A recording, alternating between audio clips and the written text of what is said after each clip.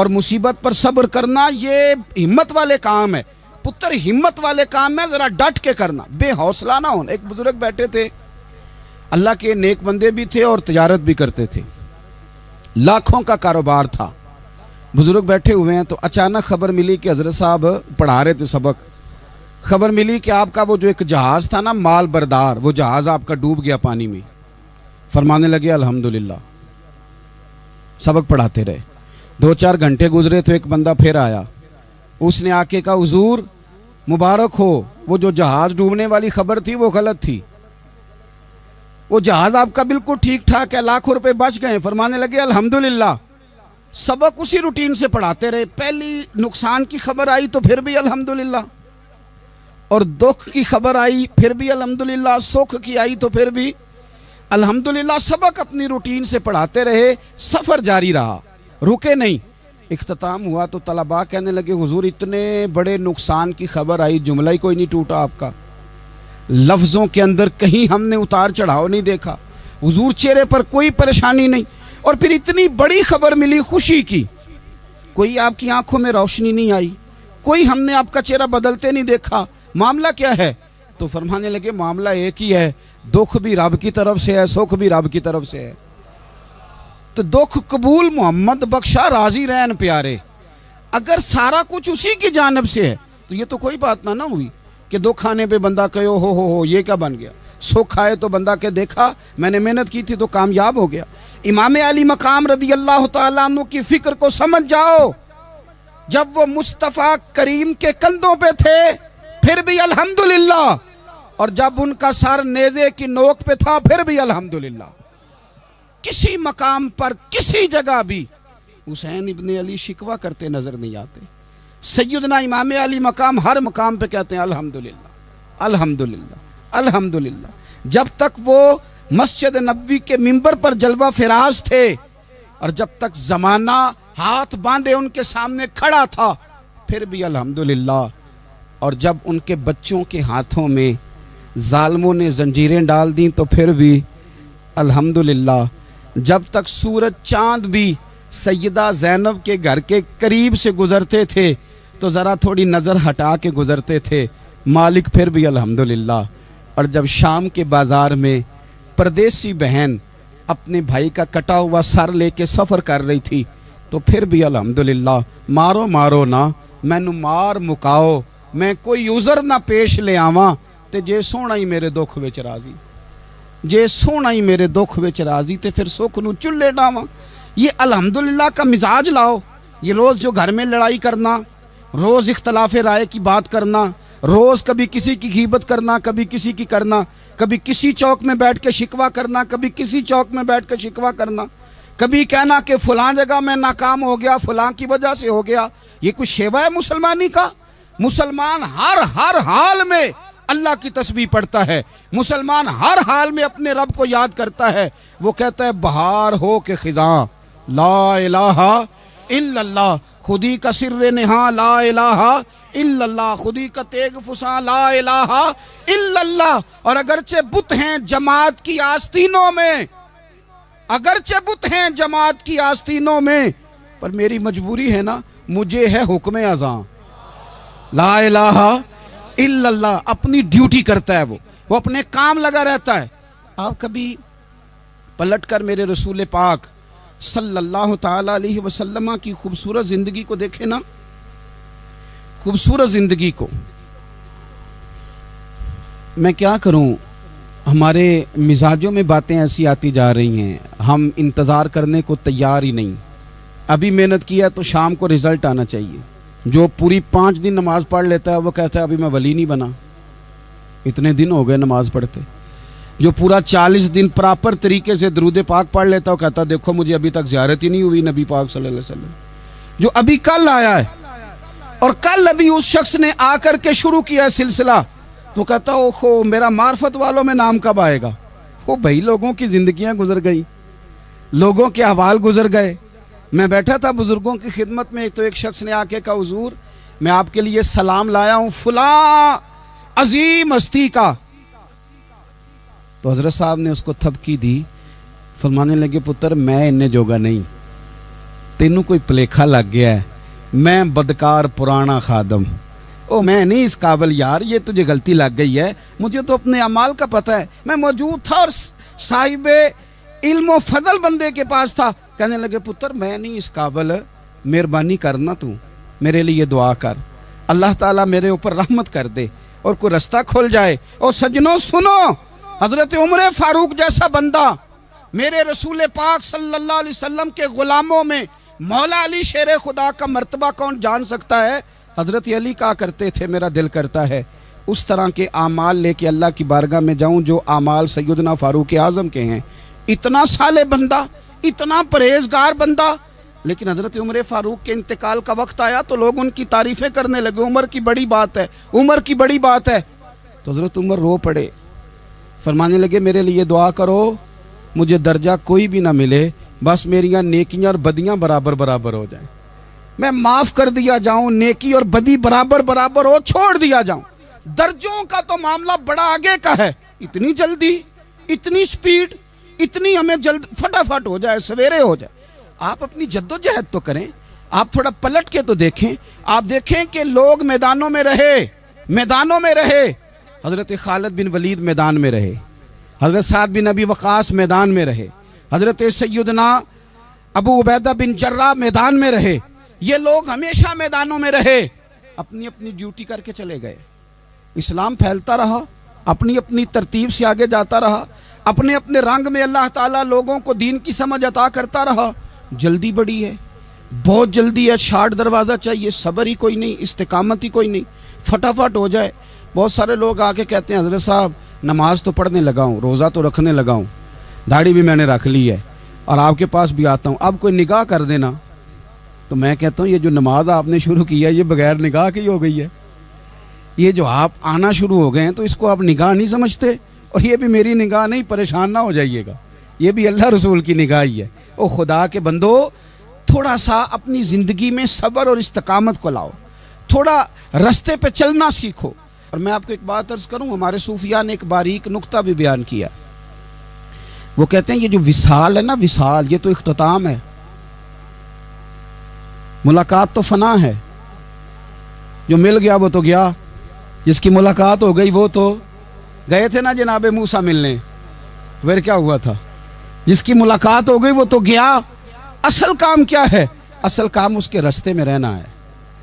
असल काम तो ये है कि तू उस रास्ते पे है कि नहीं, जिस रास्ते पे तुझे खड़ा किया था, उन राहों का तू मुसाफिर है कि नहीं, तू नक्शे कदम तलाश कर, नक्शे कदम। एक शायर सीरत निगार भी थे, समझ लें उन्होंने सीरत निगारों को भी देखा, उशाक को भी देखा, रसूलुल्लाह के गुलामों को दीन की नौकरी करते भी देखा, 40-40 साल हदीसें पढ़ाते भी देखा, नबी पाक के नाम पे गली गली नगर नगर जाते आते भी देखा, हुजूर सल्लल्लाहु अलैहि वसल्लम की बातें करते देखा। तो किसी ने उनसे पूछा हुजूर तक रसाई भी हुई है? तो वो सरकार की बारगाह में मुखातब होकर कहने लगे तेरी मेराज, कि तू जाने कहाँ तक पहुँचा। या रसूलल्लाह मेराज की रात आप कहाँ तक गए? कोई पता नहीं। कहने लगे वो तेरी मेराज कि तू जाने कहाँ तक पहुँचा, और मेरी मेराज कि मैं तेरे खाके कदम तक पहुँचा। मेरे लिए तो इतना काफ़ी है कि महबूब वो जो तेरे कदमों से कभी गर्द लगती थी मदीने की, अगर मैं वहाँ तक चला जाऊँ तो मेरी तो मेराज हो गई, मेरा तो मामला हल हो गया, मैं यहाँ तक आ गया तो ख़त्म हो गई बात। थोड़ा सफ़र करें। एक तो ये देखें आप कि आप कितने भी बड़े हैं, कितने भी अजीम हैं, कितने भी लायक हैं, कितने भी नेक हैं, फिर भी आजमाइश ज़िंदगी का हुसन है। मैं मुसाफिर हूँ, कुछ ज़िंदगी के 11-12 साल हो गए मुझे सड़कों पे वक्त गुजारते, तो मैं बहुत सारे लोगों से मैंने बड़ा कुछ सीखा है। मेरी जो गाड़ी चलाने वाले लोग हैं उनसे भी मैंने बड़ा कुछ सीखा है। एक मेरा दोस्त था, तो मैंने उससे कहा कि मेरा ख्याल है मोटरवे पे आपको गाड़ी चढ़ा दी जाए तो आपके लिए आसान है। तो कहने लगा पीर साहब है मोटरवे औखी जे चलानी। मैंने कहा वो किस तरह?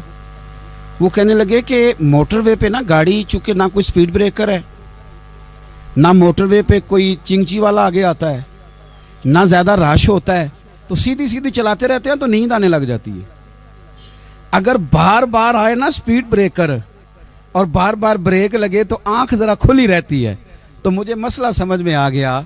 मैंने कहा इसका मतलब ये है इसका माना यह है कि जिनकी ज़िंदगी बिल्कुल सुखों में गुजरती रहती है ना, आराम पसंद हो जाते हैं। जिनकी ज़िंदगी बिल्कुल आसानियों में बीती है वो आराम पसंद हो जाते। और अगर कभी कभी स्पीड ब्रेकर भी आए, कभी को दुख भी देखना पड़े, कभी कोई अपनों बेगानों की बात भी सुननी पड़े, कभी कोई करीब आता दूर जाता दिखाई भी दे, कभी कोई बीमारी तंदुरुस्ती, ये हालात बदलते रहें, दिन तब्दील होते रहें, तो फिर लुत्फ बड़ा आता है, फिर मज़ा बड़ा आता है। वो किसी ने कहा था, लगा ना जदों मैदान अजल दा ते लोकी चोरां वांग सुधाए। किसी ने लुट ली इलम जवानी, किसे हासे चोली पाए। आजम वेख जहालत साडी, असी इश्क खरीद ले आए। वेख ना जहालत साडी, असी इश्क खरीद ले आए। और फिर कहने लगे, किसे दे सिर दस्तारे इमामत, उस इलम पढ़ावन सीखे है, ते किसे ने पहने है फकर द चोगा, उस जोहद कमावन सीखे है।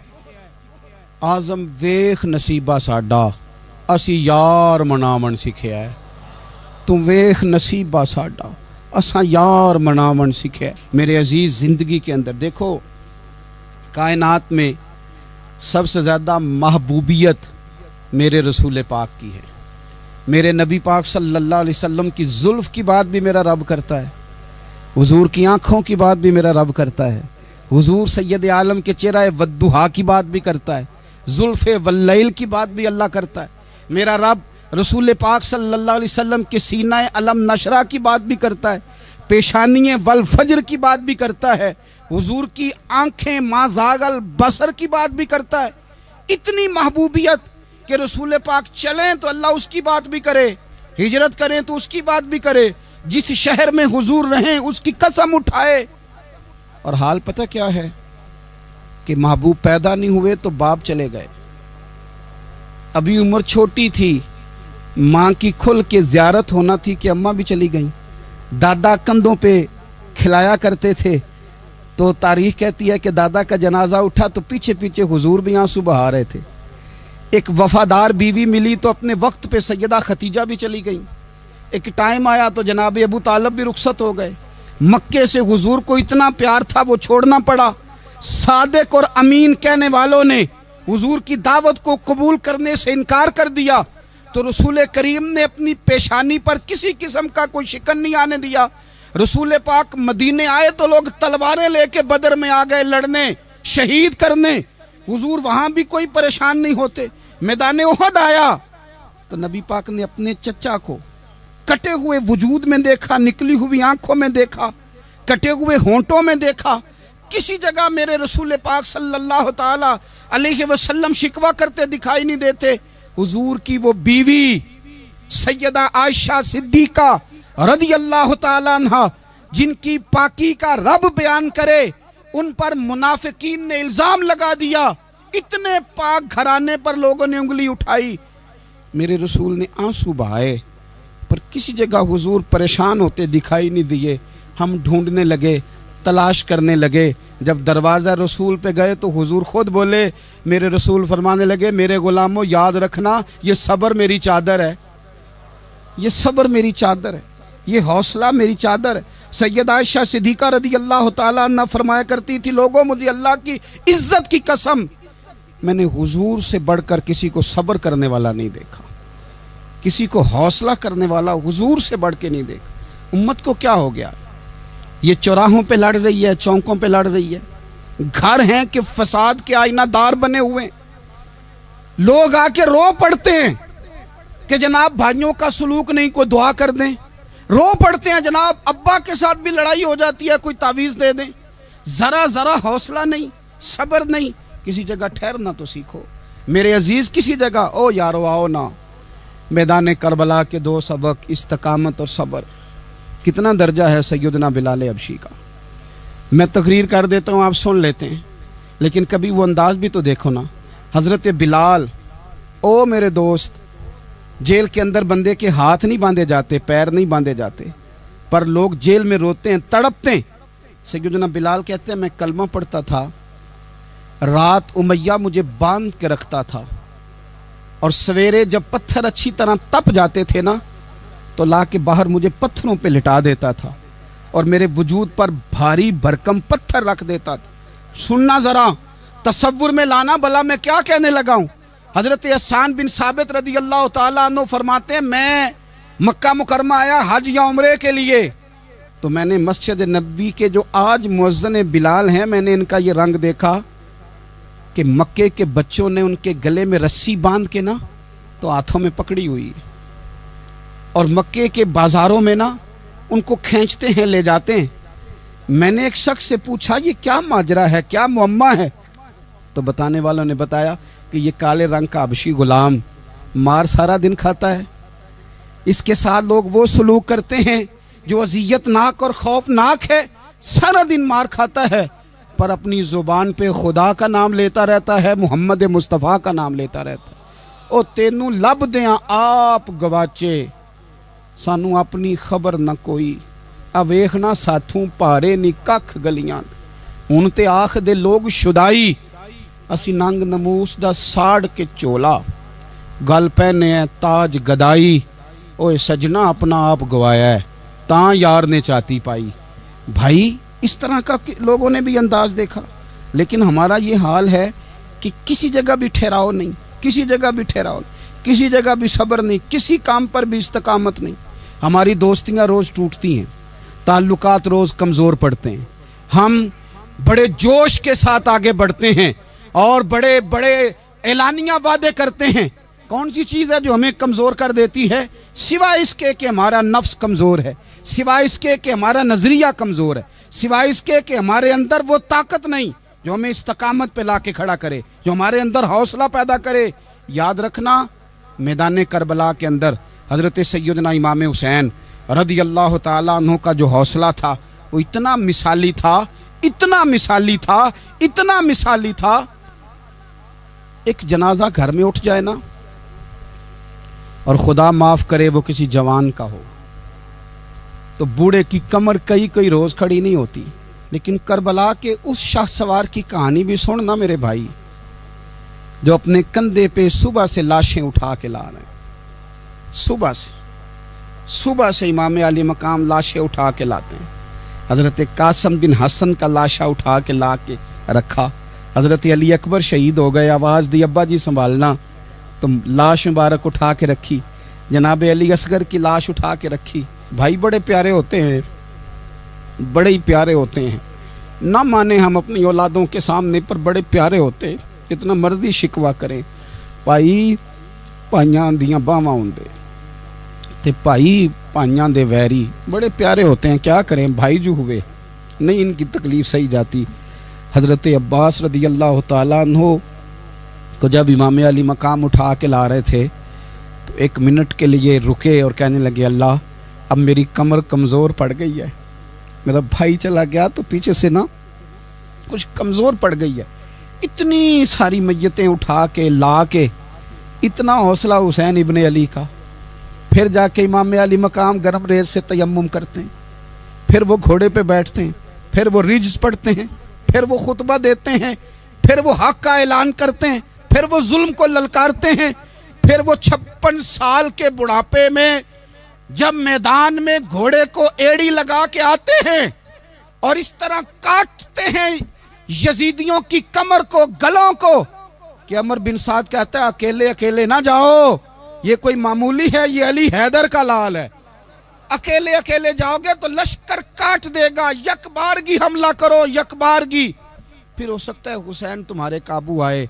इमाम अली मकाम मैदान करबला में जब तीर खा रहे थे तो तुझे हौसला सिखा रहे थे, मुझे हौसला सिखा रहे थे। जब वो मैदान करबला में नेज़े खा रहे थे, जख्म ले रहे थे, तो डटना सिखा रहे थे, हौसला करना सिखा रहे थे। बात बात पे कमजोर पड़ने वालों, मिल्लत के जवानों, अभी तो तुमने बहुत सारे उजाले लाने हैं, अभी तो कई अंधेरों से लड़ना है, अभी तो कई शम्में जलानी है, अभी तो बहुत सारे घर हैं जो मुंतजिर हैं कि तुम इनकलाब लाओगे, अभी तो बहुत सारी आबादियां हैं जहां तुमने अमन कायम करना है, अभी तो बहुत सारे शहर हैं जहां से तुमने जुल्म मिटाना है, अभी तो बहुत सारी जगह हैं जहां तुम्हारे नाम के दीप जलेंगे, जहां तुम जाके इस्लाम के नाम की तख्ती लगाओगे, अभी तो बहुत सारे मीनारे हैं जिन पे तुमने ला इलाहा इल्लल्लाह मुहम्मदुर रसूलुल्लाह के नाम का झंडा लगाना है। अभी तो आगे बढ़ना है, अभी तो बहुत सारा काम करना बाकी। इकबाल कहने लगे कि वक्त रुखसत है कहाँ, काम अभी बाकी है, और लोगों नूरे तौहीद का इत्माम अभी बाकी है। और एक शायर और बोले, वो कहने लगे मुसलमानों न घबराओ, खुदा की शान बाकी है, अभी इस्लाम जिंदा है, अभी कुरान बाकी है। काफिर क्या समझते हैं जो हमसे रोज उलझते हैं, अभी तो करबला का आखिरी मैदान बाकी है, अभी तो बढ़ना है, आगे सफर करना है। कमजोर ना पड़े। अपनी जिंदगी के अंदर किसी जगह भी बीमारी भी आ जाती है, तकलीफ भी आ जाती है, आजमाइशें भी आ जाती, गरीबी भी आ जाती, ये आने वाली चीजें हैं तो आ जाती। अपनी जिंदगी में सिर्फ 2 4 5 चीजों को लागू कर लें। एक तो मुखलिस जिंदगी गुजारें, रियाकार जिंदगी ना गुजारें। जो लोग रियाकार होते हैं वो बुज़दिल होते हैं, जो रियाकार होते हैं वो दुकानदार होते हैं, जो रियाकार होते हैं वो अदाकार होते हैं, जो रियाकार होते हैं उनके पास एक करैक्टर रह जाता है, अंदर उनके कुछ भी नहीं होता, खाली हो जाता है सारा। जिंदगी में मुखलिस बनेंगे तो दिलेर हो जाएंगे। इखलास के साथ आप जिंदगी में सफर करें, आप मुखलिस हो जाएं।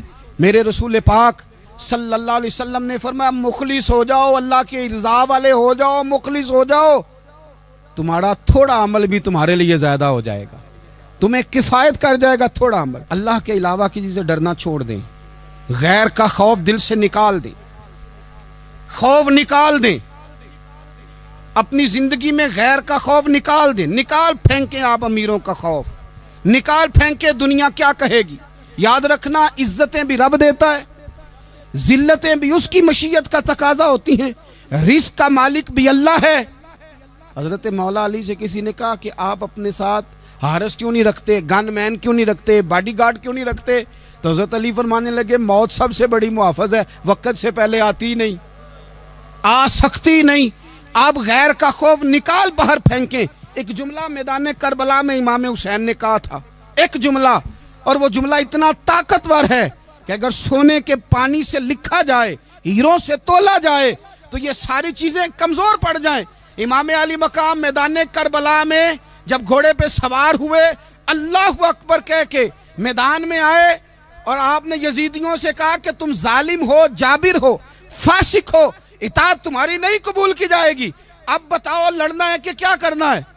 जब वो लड़ने के लिए मैदान में आए तो इमाम ने एक जुमला कहा, फरमाने लगे लोगों गवाह रहना, आज मैंने इज्जतें खरीद ली हैं और जिल्लतें दूर कर दी हैं।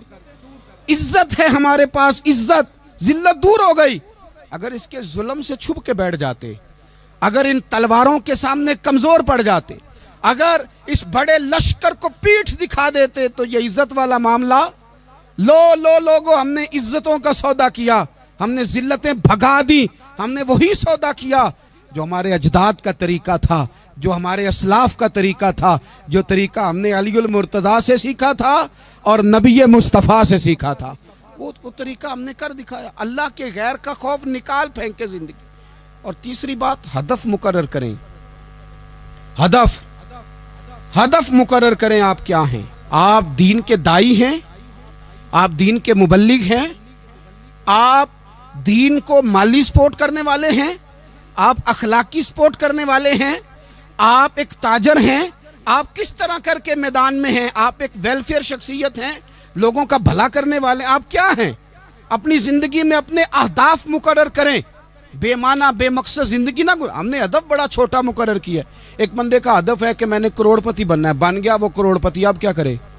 अब वो टेंशन में है, क्या करूं? हदफ छोटा था ना, वो पूरा हो गया। एक बंदे का हदफ था मैंने बड़ी दुकान खरीदनी है, खरीद ली, अब क्या करे? अब टेंशन में, आगे किधर जाए? एक बंदे का हदफ था मैंने वजीर बनना, बन गया। ये छोटा हदफ है, ये हदफ कभी भी आप कबूल ना करें। एक हदफ वो था जो यजीद ने इख्तियार किया कि मुझे हुकूमत पे बैठना है। एक हदफ वो था जो उबैदुल्लाह इब्ने ज़ियाद का था कि मुझे गवर्नर बनना है। एक हदफ वो था जो उमर बिन साद का था कि मुझे रे की हुकूमत लेनी है। ये इन लोगों के हदफ थे। और एक हदफ हुसैन इब्ने अली का था, इमाम अली मकाम का था कि मुझे जबर के सामने डटना है, जुल्म के सामने डटना है। इमाम अली मकाम का खून तो बह गया, करबला की जमीन तो रंगीन हो गई, ना उबैदुल्लाह इब्ने ज़ियाद की गवर्नरी बची, न शिमर को हुकूमत मिली, न यजीद कुछ कमा सका, न ज़ियाद का वो जुल्म रहा, न यजीद की वो जफा रही, जो रहा तो नाम हुसैन का, जो रहा तो नाम हुसैन का, जिसे जिंदा रखती है करबला, जो रहा तो नाम हुसैन का। छोटे अहदाफ ना मुकर्रर करो। ये क्या बात हुई? एक काउंसलरी पे सारा कुछ हार देना, एक बच्चे के मेडिकल कॉलेज के दाखिले पे सारा कुछ हार देना, एक हल्की चीज सिफारिश पे सारा कुछ हार जाना, एक बड़े आदमी के नाम फोटो आ गई और तू सारा कुछ हार के बैठ गया। ना ना, अपनी कीमत थोड़ी ना लगा, जगह जगह ना बिका कर, जगह जगह ना बिका कर, जगह जगह ना अपने आप को सेल किया कर। हमारे सौदे हो गए, हमें हुजूर ने खरीद लिया, मदीने की गली में सौदा हो गया। सौदा किस नाम पे हुआ? किस नाम पे हुआ? हमने सिर्फ इतना कहा कि या रसूलल्लाह मैदान माशर कह देना कि वो देखो हमारा गुलाम आ रहा है। बस इतनी सी बात पे सौदा हुआ, बिक गए, तय कर लिया, इसको मिराज समझा। भाई कमजोर कैसे पड़ गए हम? किस मकाम पे कमजोर पड़ गए? कहां जाके हमारे अंदर कमजोरी आई? इस्तिकामत, सब्र, हौसला, डटना, मजबूत होना। हम ना सोशल मीडिया देख के राय कायम करते हैं। आजकल ये हो रहा है तो लिहाजा आप भी ये कर दें, कल वो हो रहा है तो लिहाजा आप भी वो कर दें। हमारा नजरिया किताब व सुन्नत है। हमारा नजरिया वो ट्रेंड नहीं जो आजकल फलानी जगह पे चल रहा है। हमारा नजरिया हमारे बुजुर्गों के 1400 साल नजरियात हैं। आप 4, 5, 6 खबरें देख के नजरिया ना बनाया करें। नजरिया अल्लाह की किताब देख के बनाएं, रसूलुल्लाह का फरमान देख के बनाएं। 5, 7, 10, 20 एंकर जहां आपको लेके जाएं वो वाला ज़हन ना बनाएं। ज़हन वो बनाएं जो ज़हन हमें सैयदना इमाम हुसैन ने अता फरमाया है। अपनी